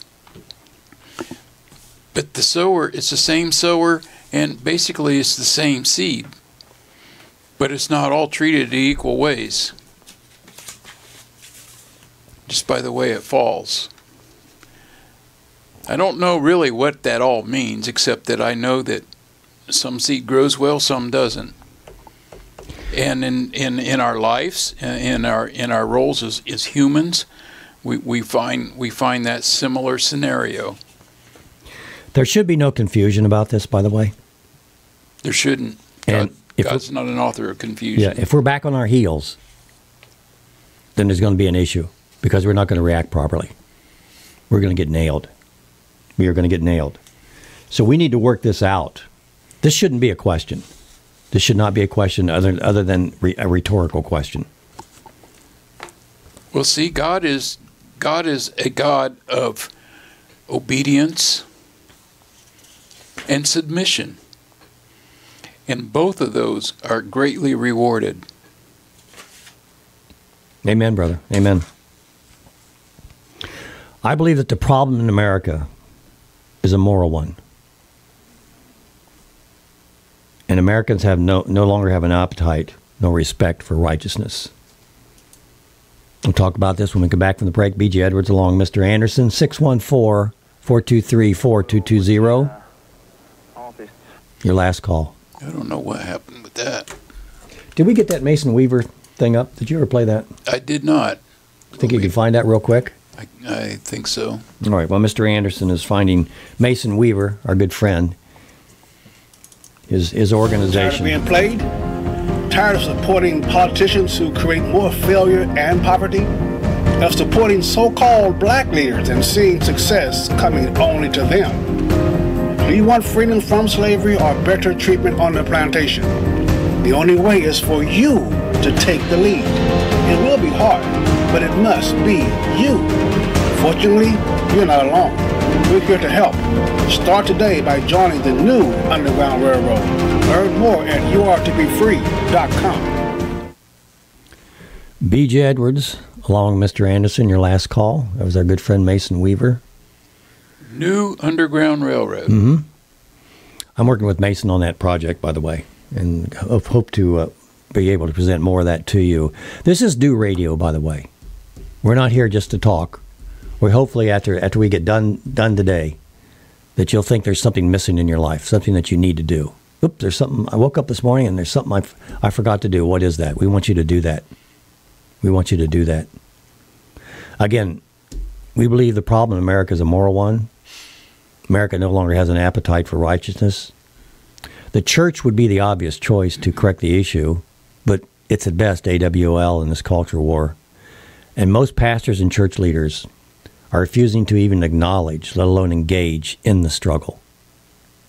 Not all, but most. Otherwise, we would see a different America. Would we not?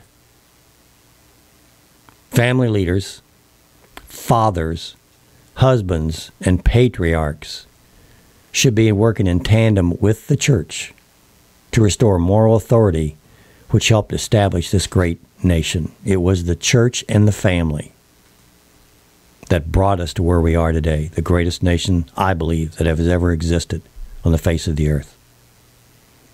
It was the Trinity. But you just mentioned two. You're right. It's the church, it's the family, and it's Jesus Christ. That is an unbreakable Trinity. You got those three together, you can't be beat. I just want to throw in real quick, since our topic earlier was public school systems. And the purpose of the public school system established was so that people could read the Bible. Yes. That was the Great original point. intent. Great point. People overlooked that. And they called them horn books, and they taught the children how to read so that they could read the Bible. There was no other purpose for it at that time. That's an incredible, coming from a teacher. Oh. Penance. Well, I taught that in my history class. I made sure they read that 3 times. I don't want this to sound like I'm putting this all in the church, because I'm not. I've given the example before of if the coach of the Ohio State Buckeyes had nothing but Michigan fans, or 90% of the people that were on his team were Michigan fans, and he's preparing for the Michigan game, he's going to have problems. You got to have that family in the church. That's what a church is. Adam and Eve were the first church. They were the first family. One in the same. But today they aren't one in the same. Again, family leaders, fathers, husbands, and patriarchs need to work in tandem with the church to restore the moral authority which helped establish this great nation. Unfortunately, these family leaders, men, I'm talking to you, have over the past several decades relinquished their authority and responsibility in the family, first to their wives, then to the government, public schools, and any and all other areas of influence. That's very true. And I've been convicted on that myself.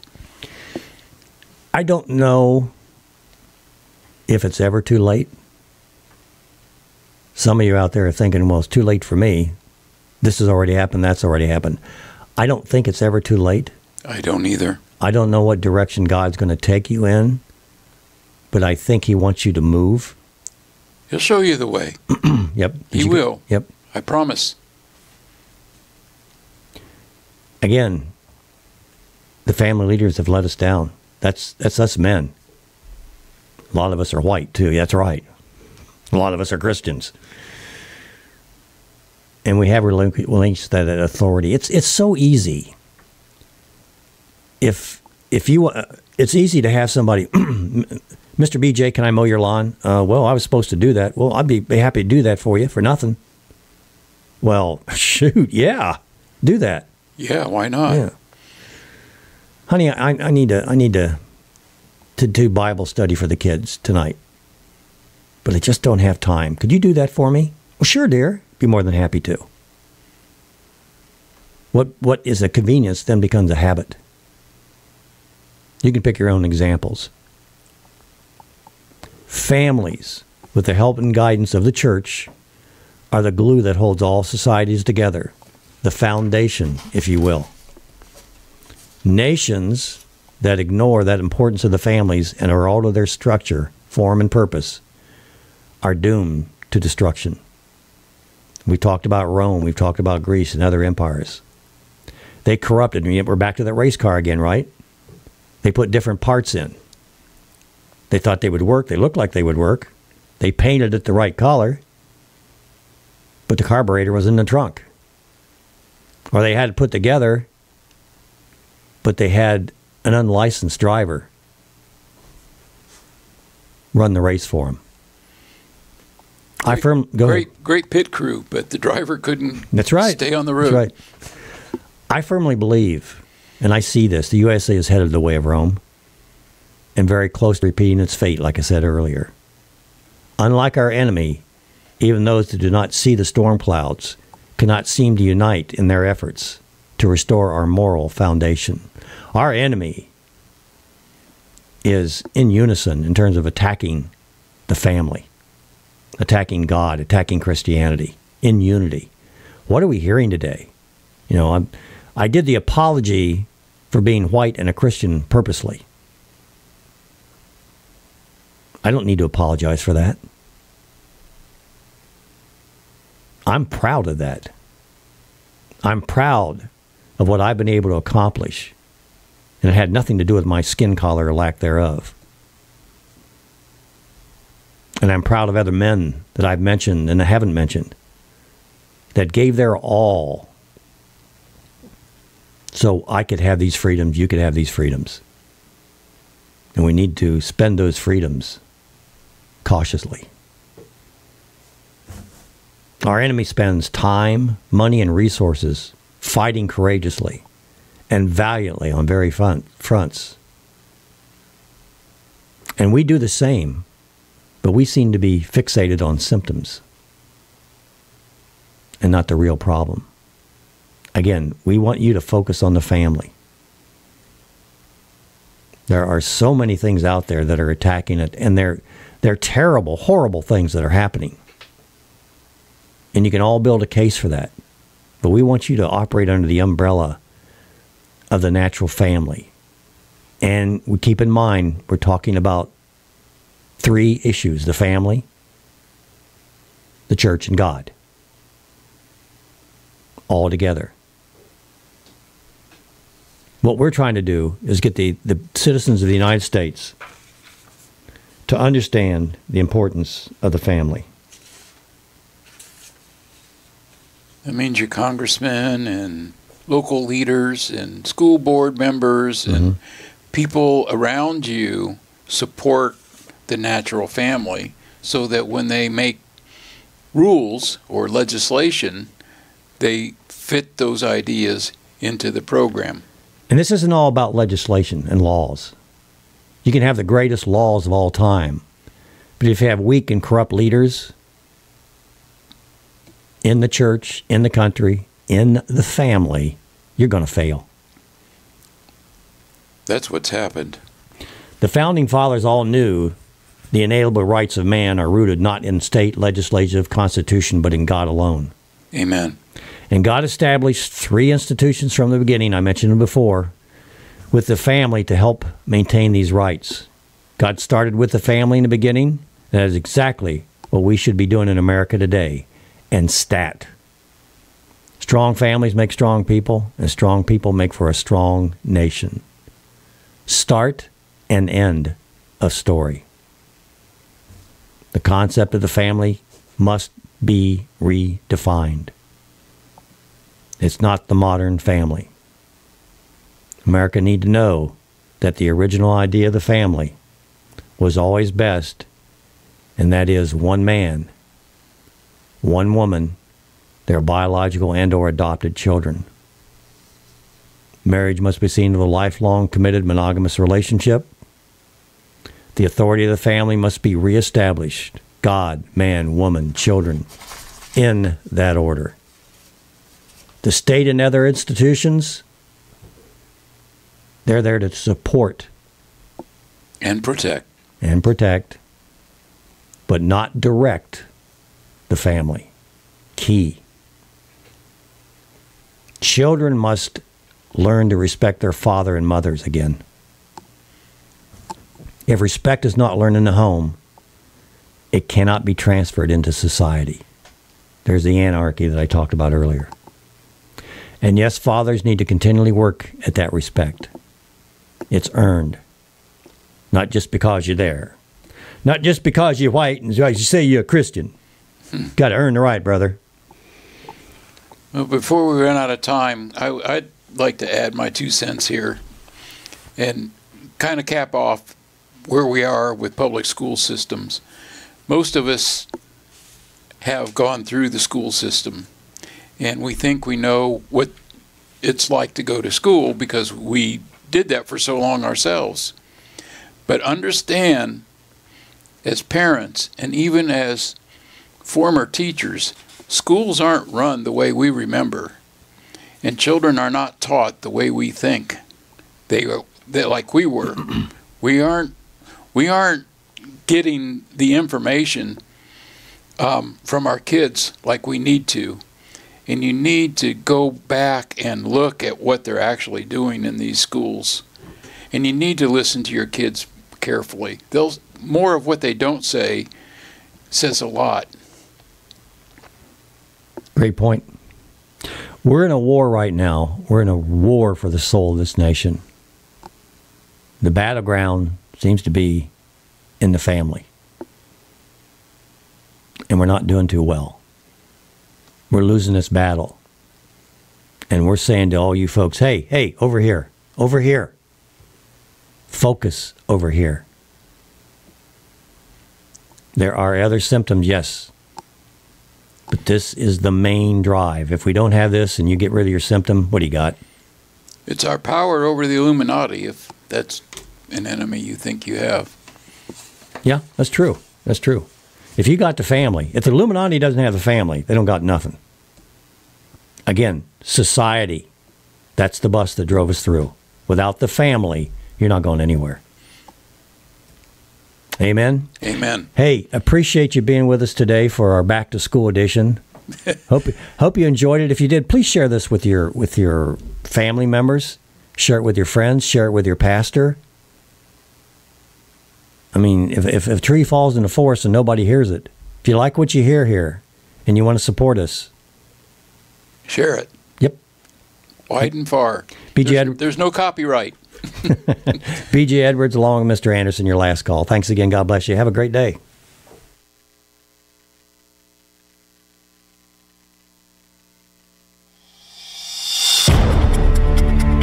Join us next week on WTVOradio.com for Last Call with B.J. Edwards.